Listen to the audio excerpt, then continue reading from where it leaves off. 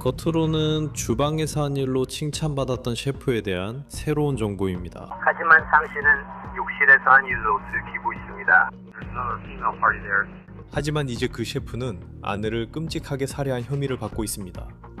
친구들은 그녀가 다른 사람들을 깊이 배려했다고 말합니다.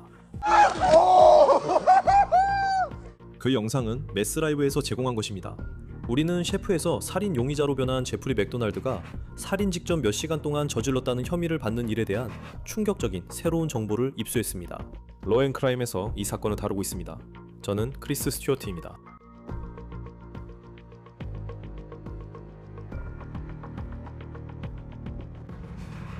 4월 22일 이전에 제프리 맥도날드와 유메스라는 이름을 검색했다면 아마도 그가 얼마나 훌륭한 셰프였는지, 그리고 캠퍼스 식당 업계에서 선두주자였다는 내용의 많은 게시물을 보셨을 겁니다. 하지만 이제 우리는 모두 그 남자의 실체가 알려진 것보다 훨씬 복잡하다는 걸 알고 있습니다. 그리고 우리는 그가 애초에 왜 그 호텔에 있었는지도 알게 되었습니다. 그리고 우리는 이 이야기의 피해자인 제프리 맥도날드의 아내, 그가 살해한 혐의를 받는 여성에 대한 정보도 더 알게 되고 있습니다. 그녀는 살인사건이 일어나기 며칠 전 친구에게 남편과 자신이 가지고 있던 몇 가지 걱정에 대해 이야기한 것으로 전해졌습니다. 이제 피해자의 이름은 엠마 맥도날드이고 그녀는 살아온 삶에 대해 많은 주목을 받아야 마땅한 사람입니다. 그녀는 어린 딸과 깊이 사랑했던 두 마리의 반려견을 남기고 떠났습니다. 친구들은 그녀가 대단한 여성이라 말합니다. 우리는 그녀를 위한 정의 실현 노력이 어떻게 진행되는지 많이 이야기할 것입니다. 이제 그녀를 살해한 혐의를 받고 있는 남자는 겉으로 보기에는 여러 면에서 우러러보던 사람이었습니다. 그리고 그는 유메스 캠퍼스 식당의 리더 중 한 명이었기 때문에 상을 받은 셰프였습니다. 솔직히 말해서 그는 학교의 학생 유치에 한몫하는 존재이기도 했습니다. 프린스턴 리뷰에 들어가서 한번 확인해보세요. 미국에서 캠퍼스 식사가 가장 좋은 곳들을 볼 수 있습니다.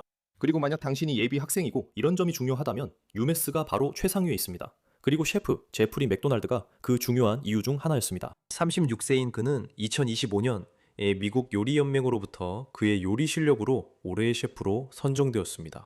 그리고 그것은 그가 유메스 에머스트에서 셰프로 일하며 요리 실력으로 받은 여러 상 중 하나입니다. 이제 제프리 맥도날드를 생각하면 떠오르는 이미지가 이것인 만큼 그런 것들이 이제는 의미가 있다고 보긴 어렵습니다.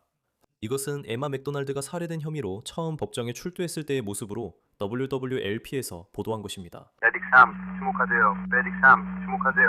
원 캠퍼스 센터, 그 캠퍼스 센터 호텔 유메스 413 호실로 출동하세요. It's gonna be for a possible mental health issue. 그것이 바로 9.12 신고가 매사추세츠 서부경찰에 호텔 유메스에서 접수된 후 9.11 디스패처들 이 한날입니다. 이 소식은 매스라이브가 처음 게시했습니다. 다시 말씀드리지만 이곳은 캠퍼스 내 호텔이며 디스패처들은 413호실에서 문제가 발생했다고 전했습니다. UFP가 시신이 있다고 소리치며 추가 인력을 요청했습니다. 그 사건의 새로운 세부 사항을 말씀드리기 전에 엠마 맥도날드에 대해 더 이야기하겠습니다. 온라인 기록에 따르면 그녀도 유메스 직원이었습니다.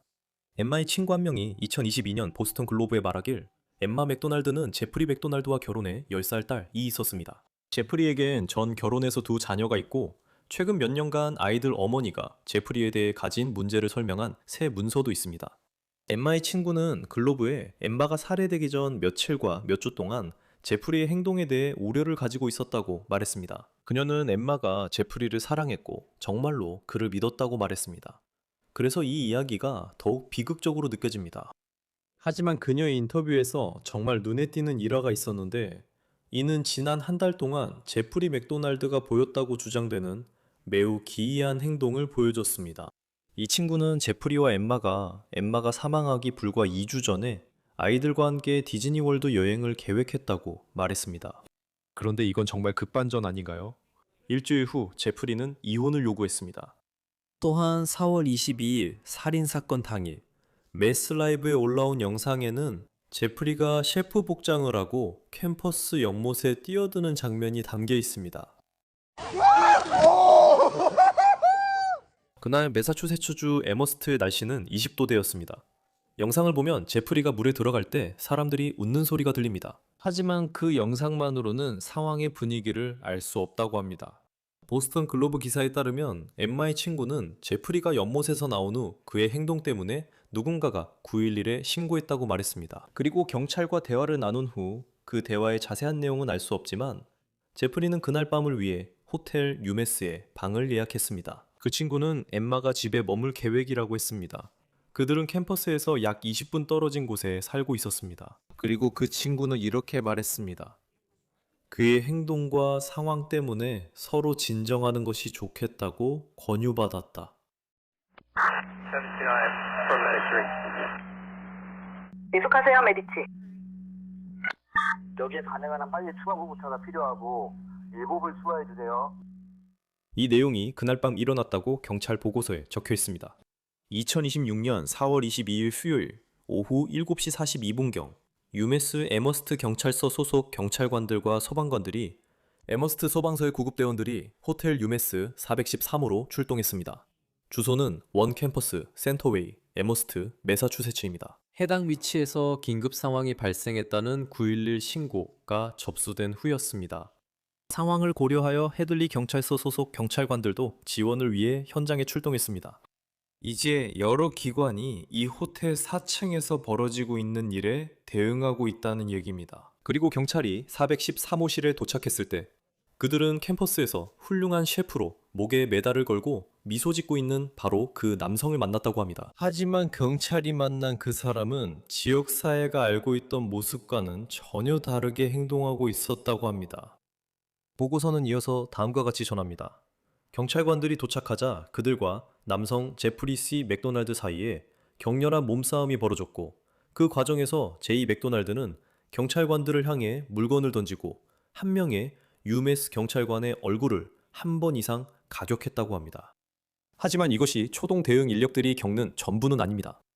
413호에 들어가자 경찰관들은 심각한 부상을 입은 채 숨져 있는 여성 한 명을 발견했습니다.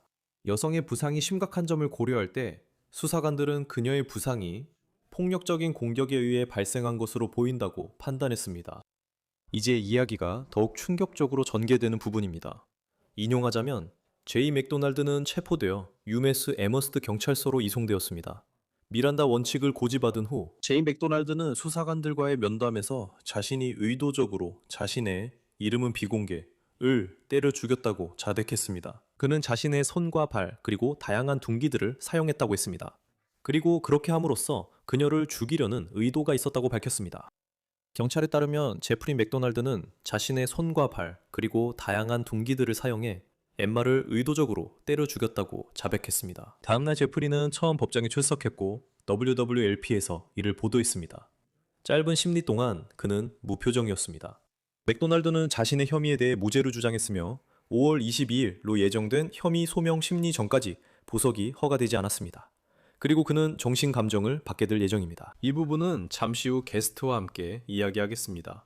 이는 사건 전개에 큰 영향을 줄 수 있기 때문입니다. 하지만 제프리의 의심스러운 행동이 이번이 처음이 아니라는 점도 중요하게 짚고 넘어가야 합니다. 이 문제는 이미 법적으로 언급되었습니다. 저희가 찾은 자료는 그의 두 자녀, 어머니와의 양육권 소송 기록으로 2021년까지 거슬러 올라갑니다. 저희는 이 기록을 매사추세츠주 햄든 카운티 가정 및 상속법원에서 찾았습니다. 2024년 9월 맥도날드의 자녀들의 어머니는 그들이 가지고 있던 양육권 합의를 변경하고 싶다고 썼습니다. 왜냐하면 인용하자면 아이들이 아버지로부터 언어적 학대를 보고했고 아버지가 소리를 지르고 아이들에게 모욕적인 말을 하고 욕설을 퍼붓고 아버지와 계모 사이에 모욕적인 언어적 학대를 목격했으며 어제는 신체적 학대도 보고했기 때문입니다. 첫째 아이는 그의 아버지가 9월 16일 월요일에 자신을 온 힘을 다해 테이블에 밀쳤고 여러 번 얼굴을 다치게 했다고 보고했습니다. 아이들은 1년 동안 계속 아버지 집에 안 가게 해달라고 요청했습니다. 두 아이 모두 아버지가 학대 사실을 어머니에게 알리지 말라고 했다고 보고했으며 두 아이 모두 보복과 아버지의 학대를 두려워하고 있습니다. 여성이 맥도날드에게 그 소송을 제기한 지 약 2달 후 두 사람 모두 법정에 출석하지 않아 판사가 사건을 기각했습니다. 이 사건을 논의하기 위해 멜바 피어슨 씨와 함께합니다. 그는 민권 형사법 변호사이자 레지던트 리걸 디바 유튜브 채널 진행자입니다. 항상 로엔크라임에 나와주셔서 반갑습니다. 여기서 정말 잘 알려진 지역 사회 인사가 연루된 매우 힘든 가정폭력 혐의 사건입니다. 이 사건이 발생한 날, 제프리 맥도날드의 행동에 대해 제기된 주장들에 대해 어떻게 생각하십니까? 하지만 또 몇 주 전으로 거슬러 올라가 보면 그의 행동과 관련해서 일부 사람들이 경고 신호라고 표현한 점들이 있었던 것 같습니다. 네, 다시 말씀드리지만 크리스, 항상 함께해서 좋아요. 이런 사건들은 늘 가슴 아파요. 그리고 가장 먼저 떠오르는 건 항상 어떤 경고 신호를 놓쳤는지, 어떤 징후를 놓쳤는지입니다. 때로는 징후가 있지만 때로는 없기도 하죠. 이번 경우에는 사건이 일어나기 몇 주 전에 그가 이 부분은 조금 조심스럽게 말씀드리는데 곧 그 이유를 설명해 드릴게요. 하지만 그의 이상한 행동을 보면 거의 정신적으로 무너지는 듯한 모습을 보였던 것 같아요. 그리고 얼어붙은 연못에 뛰어드는 행동도 있었어요. 그게 살인사건 전날이었는지 사건 당일 아침이었는지는 모르겠지만요. 그래서 분명히 어떤 심리적인 문제가 있었던 것처럼 보여요. 진단되지 않은 정신건강 장애였을 수도 있고 스트레스로 인한 일시적인 붕괴였을 수도 있어요. 누가 알겠어요? 하지만 한 가지는 분명히 하고 싶어요. 두 가지 사실이 동시에 진실일 수 있어요. 정신질환이 있으면서도 학대하는 사람이 아닐 수도 있죠.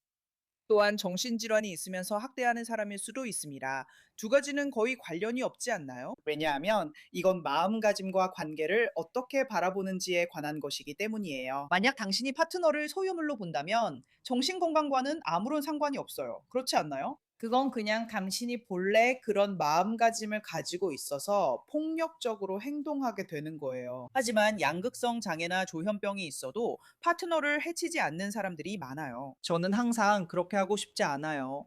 모두가 무슨 일이 있었는지 이해하려 애쓰고 있고, 가정폭력 사건을 단순화하는 건 쉽지만 위험해요. 아, 그 사람이 정신건강 문제나 질환이 있다고요?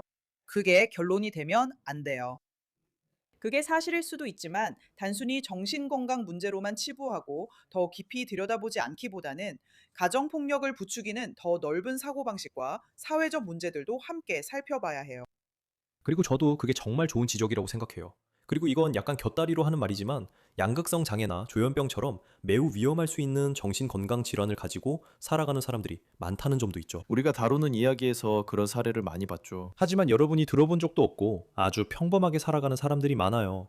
그리고 그들은 제프리 맥도날드처럼 현재 그런 상황에 처하지가 않죠. 그리고 그가 정신건강 진단을 받았는지는 모르겠지만 보도에 따르면 심리평가를 받고 있다고 해요.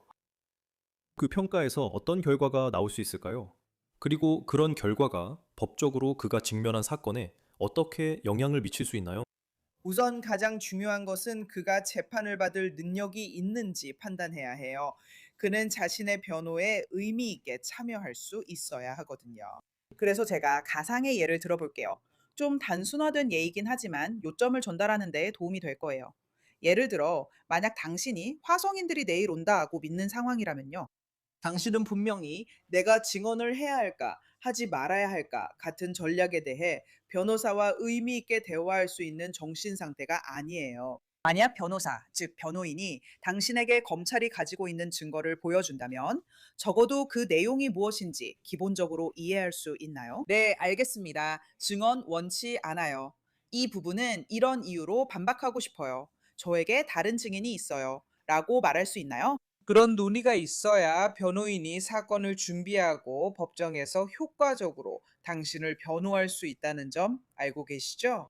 그래서 그 평가가 그가 정말로 재판을 받을 능력이 있는지 판단하는데 매우 중요할 거예요. 만약 그가 자격이 없다면 치료를 받을 수 있는 시설로 가게 될 가능성이 높아요. 그리고 보통 6개월에서 1년 정도 후에 사건을 다시 가져와서 또 한 번 평가를 하고 그때 그가 정말로 재판을 받을 능력이 있는지 결정하게 돼요. 그래서 그 과정이 대략 그렇게 진행돼요. 전체적인 목표는 우리가 소위 말하는 재판을 받을 능력을 회복시킬 수 있느냐는 거예요. 만약 그렇지 않다면 그 사람이 정말로 그런 관점에서 정신적으로 온전하지 않은 상태라면 그때는 심신상실로 인한 무죄 같은 논의가 이루어질 수 있어요. 하지만 우리는 아직 그 단계까지는 가지 않았어요. 하지만 가장 먼저 확인해야 할 것은 그가 재판을 받을 능력이 있는지 여부예요. 그 다음에 그가 재판을 받을 능력이 있다면 정신건강에 문제가 있는지 살펴봐야 해요. 조현병이나 양극성 장애 같은 질환이 있는지 그런 것들을 확인해야 하죠. 만약 그렇다면 좋아요. 약물 치료를 시작해야 해요. 그래야 그가 맑은 정신을 유지하고 자신의 변호에 적극적으로 참여할 수 있으니까요. 그래서 이런 모든 요소들이 변호 전략뿐만 아니라 검찰 전략에도 영향을 미치게 돼요. 그리고 그게 또 하나 중요한 점이라고 생각해요. 누군가가 재판을 받을 능력이 없다고 해서 그게 영원한 건 아니라는 거죠. 그렇죠. 심신상실로 인한 무죄 판단은 완전히 다르고 또 재판 능력이 없다고 판단되는 것과도 다릅니다. 맞아요. 심신상실로 인한 무죄라는 건 그 사람이 상태가 매우 심각하다는 의미예요. 약을 6개월, 1년, 2년 동안 준다고 해도 소용이 없고 그렇게 쉽게 회복되지 않아요. 그리고 그런 경우는 생각보다 훨씬 드물어요. 그래서 보통은 진단되지 않은 정신건강 장애가 있는 경우가 있어서 사람들이 다시 재판을 받을 수 있는 상태로 회복될 수 있는 거예요. 만약 그런 경우라면 치료 계획을 세워서 몇 달만 지나면 다시 재판을 받을 수 있는 상태로 돌아올 수 있어요. 하지만 누군가가 너무 심각한 상태라면 예전에는 그런 사람들을 정신병원에 입원시키곤 했죠. 요즘에는 그렇게 하진 않지만 그런 식으로 재판에 임할 능력이 없는 사람들을 위한 특별한 조치가 있긴 해요. 이 경우가 그런지는 잘 모르겠어요. 아직 초기 단계니까요. 평가 결과가 어떻게 나오는지 봐야 하고 그 결과로 판사님이 어떤 결정을 내리는지도 지켜봐야 해요. 그리고 다시 말하지만 3명의 의사에게 평가를 받는 상황이 될 수도 있어요. 왜냐하면 변호인 측은 자신들이 선호하는 전문가에게 의뢰하고 싶어 할 테고 검찰 측도 자신들이 신뢰하는 전문가가 있다고 생각할 거예요. 그리고 법원에서는 알겠어요. 그럼 나는 가장 중립적이라고 생각되는 이 사람에게 평가를 맡기고 싶어요. 그 사람은 3가지 보고서를 모두 검토한 다음 정말로 문제가 된다면 그 사람이 재판을 계속 받을 수 있을지 여부를 결정하게 돼요. 이 사건에서 그는 중대한 혐의로 기소됐고 유죄 시 평생 감옥에 있을 수 있습니다. 물론 판결 전까지는 무죄로 간주됩니다. 하지만 만약 그날을 보면 그가 물에 뛰어들고 사람들이 웃고 있는 경우라면요. 하지만 보도에 따르면 912 신고 전화 가 있었고 그래서 그가 호텔에 있게 된 겁니다.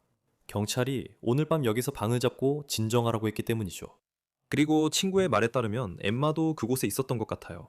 그녀는 집에 머물겠다고 했고 경찰은 그것을 진정기간이라고 불렀죠. 그래서 그 부분에 대해서는 아직 밝혀지지 않은 많은 세부 사항들이 있습니다. 하지만 그런 이야기를 들으면 한 사람은 그것을 불안정한 행동이라고 표현했습니다. 하지만 지난 몇 주 동안의 이런 패턴을 보면 그들이 디즈니에 가려고 했다는 보도가 있었고 그리고 나서 그가 이혼을 원한다고 말했죠. 그리고 이게 만약 그 순간에 정신건강 문제가 있을 수도 있지만 동시에 가정폭력의 패턴이 있을 수도 있고 이런 식으로 사건을 쌓아가고 있다면 법적 시스템은 이런 상황에서 2가지가 모두 사실일 수 있을 때 어떻게 균형을 맞추는지 궁금합니다. 네, 그리고 다시 한번 우리가 사실을 들었을 때 매우 우려스러워요. 왜냐하면 보통은 그 반대의 경우를 보기 때문이에요. 보통은 배우자가 이혼을 요구하거든요. 그리고 그런 상황에서 가해자가 통제력을 잃었다고 느끼면서 폭력적인 사건이 촉발되는 경우가 많아요. 그래서 이제 그들은 폭력을 사용해서 다시 지배력과 통제력을 되찾으려고 해요. 그리고 결국 치명적인 결과로 이어지게 되죠. 그래서 그 부분은 일단 그렇고요. 하지만 제가 또 주목하는 거는 잠재적인 기회를 놓쳤다는 점이에요. 모든 주에는 강제 입원에 대한 어떤 형태든 제도가 있어요. 제가 있는 플로리다에서는 그걸 베이커법이라고 부르죠. 하지만 기본적으로 이건 법 집행기관이 누군가를 구금할 수 있는 절차예요. 감옥이 아니라요. 하지만 그들은 구금되어 병원으로 옮겨지고 24시간에서 48시간 동안 관찰을 받으면서 이 사람이 정신 건강에 문제가 있는지 확인하게 돼요. 약이 필요한지요? 네, 그에 따라 추천을 받아요. 정신과 의사를 만나거나 프로그램에 참가해야 할 수도 있어요. 상황에 따라 다릅니다. 하지만 적어도 제 생각에는 그런 식으로 진정할 시간을 갖는 게 올바른 방법이에요.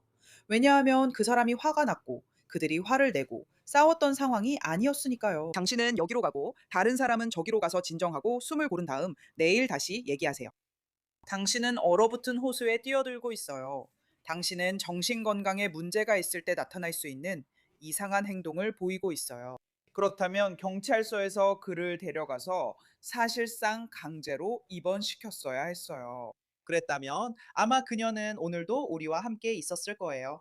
이것은 경찰에게 책임을 묻기 위한 것이 아니라 만약 그가 입원했다면 그가 필요로 했던 도움을 받을 수 있었을지도 모른다는 상황이 있다는 거예요. 다시 말하지만 이것이 순전히 정신건강 문제였다고 가정한다면 그것이 치명적인 사건을 막을 수 있었을 거예요. 네. 그리고 정말로 다른 경우죠. 알다시피 제가 이렇게 말하긴 하지만 모두가 게비 퍼티토 사건을 기억할 거예요. 그때 브라이언 론드리가 결국 호텔로 갔던 걸로 알고 있어요. 그녀는 그들이 가지고 있던 RV에 남아 있었죠. 그리고 결국 그날 밤에 다시 만났어요. 이번 경우에는 이 친구가 엠마 맥도날드가 집으로 돌아가고 제프리 맥도날드는 호텔에 머물 거라고 말하고 있어요. 흥미로운 부분이죠. 저는 지역 검사장이 그와 관련해 언급을 원하지 않았던 걸 알고 있습니다. 안타깝게도 저희는 가족폭력과 가정폭력 사건, 그리고 저희가 너무 자주 다뤄온 이야기들에 대해 이야기해야 했습니다. 그리고 친구가 보스턴 글로브의 한 말 중 인상 깊었던 건 엠마는 그를 사랑했고 정말로 믿었다는 것이었습니다. 그는 이런 사람이었어요. 자꾸 언급하게 되네요. 예전에 웨스턴 매사추세츠에서 일했는데 유메스는 교내 식당 운영을 매우 중요하게 여겨요. 이 학교에서 그건 학생 모집 도구였고 그는 그 상징이었어요. 그래서 그가 믿을 만한 사람임을 알 수 있죠. 가정폭력 사건 중 일부에선 인식 제고가 중요한데 어떤 점을 보시나요? 이런 일이 발생하면 보통 나쁜 점에 집중하게 되잖아요. 하지만 그 과정에서 좋은 순간도 있었고 이 관계가 단순히 끔찍하게만 흘러가진 않은 것 같아요. 하지만 우리는 종종 뭔가 잘 풀리는 것처럼 보이는 일들, 예를 들어 디즈니 여행을 계획하는 것 같은 그런 것들에서도 독성이 있다는 걸 보게 돼요. 그리고 나서 상황이 갑자기 나빠질 수 있죠. 마치 상황이 급격히 내리막으로 치닫는 것처럼. 그리고 이 경우 그는 일주일 후 이혼을 원했다고 해요. 정말 이해하기 힘든 일이에요. 네, 하지만 다시 말하지만 우리가 가진 정보가 많지 않기 때문에 전체 상황을 다 알 수는 없어요. 하지만 그런 행동은 그게 조울증이든 다른 무엇이든 간에 그런 문제를 가진 사람에게서 아주 일관되게 보이는 것 같아요. 하지만 그들은 이런 파도처럼 오르내림을 겪고 있는 거예요. 그리고 정신건강 문제로 힘들어하는 사람과 관계를 맺는 건 정말 힘든 일이에요. 특히 진단조차 받지 않았고 치료 계획도 없는 경우라면 더더욱 그렇죠. 그래서 매일 스스로를 다스리려 애쓰고 있어요. 아침에 눈을 떴을 때 옆에 있는 사람이 어떤 상태일지조차 모를 때가 있잖아요. 맞죠? 오늘은 괜찮을 수 있지만 내일은 아니면 심지어 순간순간마다 달라질 수도 있잖아요. 그렇죠? 그래서 그런 모든 것들이 정말 힘들어져요. 하지만 동시에 사람들이 가정폭력이나 친밀한 파트너 간 폭력에 대해 자주 잊는 점은 매일매일 폭력적인 사건이 일어나는 건 아니라는 거예요. 어떤 경우에는 그렇기도 해요. 하지만 일반적으로는 오늘 무언가가 일어날 수도 있죠. 미안해 라는 말도 있고 그런 일련의 사이클이 있잖아요. 다음 사건이 3개월 동안 일어나지 않을 수도 있어요. 그리고 그 3개월 사이에는 일을 하고 가족을 돌보고 이런저런 일들을 하면서 지내는 거예요. 그리고 꼭 사람들에게 세상에 내 남편이 이래, 내 파트너가 이래, 내 아내가 이래 라고 적극적으로 말하는 것도 아니에요. 그냥 평범하게 살아가는 거죠. 그래서 사람들은 가끔 머릿속에 매일매일이 끔찍하고 폭력적이고 정말 미친 상황이라고 생각하는 것 같아요. 대부분의 사람들은 정신적으로 그런 상황을 견딜 수 없어요. 그건 너무 힘드니까요. 하지만 모든 관계가 그렇듯이 오르락내리락 하는 거예요. 그리고 차이점은 모든 관계에 있는 다툼이 있을 때마다 결국 폭력으로 이어지거나 강압이나 다른 것들이 배경에 깔려 있다는 거예요. 그래서 저는 사람들이 그 점을 기억했으면 해요. 그리고 때로는 징후가 없을 수도 있다는 것도요.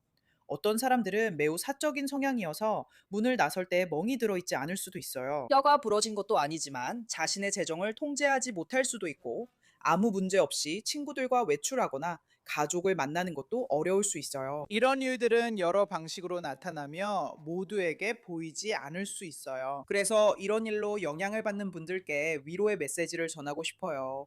왜냐하면 안타깝게도 저 역시 여러 면에서 이 일을 직접 경험했기 때문이에요. 검사로서만이 아니라 여러분이 겪고 있는 일들을 저도 잘 알고 있어요. 내가 뭔가를 놓친 건 아닐까? 그녀가 그 대화에서 나에게 무언가를 말하려 했던 걸까? 도움이 필요하다는 신호였나? 이런 생각들로 스스로 괴롭혀요. 그런 생각에 술을 마시게 될 수도 있어요. 그러지 마세요. 그러지 마세요. 당신이 할 수 있는 것만 하고 사랑했던 사람과 함께했던 아름다운 추억에서 위로를 얻으려고 노력하세요. 하지만 그때를 자꾸 돌아보지 마세요. 만족스러운 답은 절대 찾지 못할 거예요. 아니요. 그리고 정말 잘 말씀해 주셨어요. 그래서 이 이야기가 정말 힘든 이야기인 것 같습니다. 경찰에 따르면 미란다 원칙을 고지받은 후에 경찰 보고서에서 볼 수 있듯이 그는 사실상 범행을 인정했다고 합니다. 그런 사실을 알고 있고 이 사건이 꼭 범인이 누구인지 찾는 그런 사건은 아니에요. 그리고 아마도 그는 어떤 정신 건강 문제로 진단받았을 수도 있습니다. 심신상실로 인한 무죄가 아니라면 그 점이 그의 변호에 어떤 영향을 미치나요? 검찰이 살인 혐의로 기소해 재판 중이라면 검찰은 그가 범행을 저질렀다고 주장하는 것입니다. 그리고 변호인 측에서 할 수 있는 유일한 주장은 그는 이전에 진단받지 못한 질환이 있다는 것일 수도 있습니다. 그리고 저는 그냥 일반적으로 말하는 건데 이런 경우에 어떻게 전개될 수 있을까요? 이런 경우에는 변호인 측이 고의성을 다투려고 할 거예요. 그가 정말로 그녀를 해치려는 의도를 가질 수 있었는지에 대해 문제를 제기하는 거죠. 그가 정말로 자신이 무엇을 하고 있는지 알고 있었을까요? 정신건강 측면이 여러 시점에서 변호 논리에 포함될 거예요. 그리고 예를 들어, 그는 사회의 생산적인 구성원입니다. 라고 말할 수도 있죠. 그는 이런 알다시피 대외적으로 잘 알려진 이미지와 직업을 가지고 있고 이 모든 면에서 성공을 거두었어요. 이런 행동은 그의 평소 모습이 아니에요. 그래서 이번 일은 일종의 일탈이었어요. 알다시피 그는 도움을 받을 거고 이런저런 조치를 취할 거예요. 배심원들이 어떻게 받아들일지 모르겠어요. 왜냐하면 이게 심신상실로 인한 무죄 같은 상황이 아니라면 그 기준에 미치지 못한다면 그 외에 뭐가 있겠어요? 별로 없죠, 별로 없어요. 다시 말하지만 헌법은 변호를 받을 권리를 보장하지만 반드시 승소할 수 있는 변호를 보장하는 건 아니에요. 그래서 변호사는 자신이 가진 것으로 최선을 다할 수밖에 없어요. 없는 걸 만들어낼 수는 없으니까요. 있는 그대로 받아들여야 해요. 하지만 이 사건은 결국 유죄 협상으로 끝날 것 같아요. 왜냐하면 재판에서 뭘 가지고 싸우겠어요. 이미 자백이 있잖아요. 그리고 부검의 검시관이 돌아와서 이게 타살이라고 말할 거예요. 호텔 방에서 나온 증거도 있고 이상한 행동을 목격한 친구들과 다른 모든 사람들, 연못에 뛰어드는 영상까지 모든 게 다 있잖아요. 그가 재판에 가서 어떻게든 이길 수 있는 시나리오는 보이지 않아요. 그래서 이건 아마도 유죄 협상으로 해결될 것 같아요. 네, 앞으로 전개를 지켜봐야 합니다. 정말 비극적인 이야기입니다. 제가 알기로 저희가 지금 녹음하는 시점으로는 어제 UMass에서 에마 맥도널드를 위한 추모식이 열렸어요. 그녀 역시 그 공동체에서 사랑받던 사람이었고 딸을 남기고 떠난 엄마였습니다. 정말 슬픈 일입니다. 멜바 피어슨, 항상 저희와 함께 해주셔서 감사합니다. 그녀는 레지던트 리걸 디바 유튜브 채널 진행자입니다. 로우 앤 크라임에 함께 해주셔서 감사합니다. 감사합니다, 크리스. 에마 추모식이 유메스 캠퍼스에서 열렸습니다. 그녀는 유메스에서 근무하기도 했습니다. 또한 그녀의 10살 딸을 위해 모금을 하고 있는 고펀드미가 있으며 이미 2만 달러 이상이 모였습니다. 떠나기 전에 가정폭력 문제와 관련된 중요한 자원을 말씀드리고 싶습니다. 그리고 이번 사건도 그와 관련된 것으로 추정됩니다. 여러분이나 여러분이 아는 누군가가 가정폭력의 피해자일 수 있다면 전국 가정폭력 한라인 1800-799 세이프로 전화하시거나 88,788로 스타트라고 문자 메시지를 보내실 수 있습니다. 익명으로 상담받으실 수 있습니다. 이 한라인은 24시간 주 7일 운영되고 있습니다. 이상으로 온더 케이스를 마치겠습니다. 본 프로그램은 로앤크라임에서 제공했으며 유튜브와 스포티파이에서 저희를 구독하실 수 있고 피콕에서도 스트리밍으로 보실 수 있습니다. 저는 크리스 스튜어트였습니다. 다음에 또 뵙겠습니다.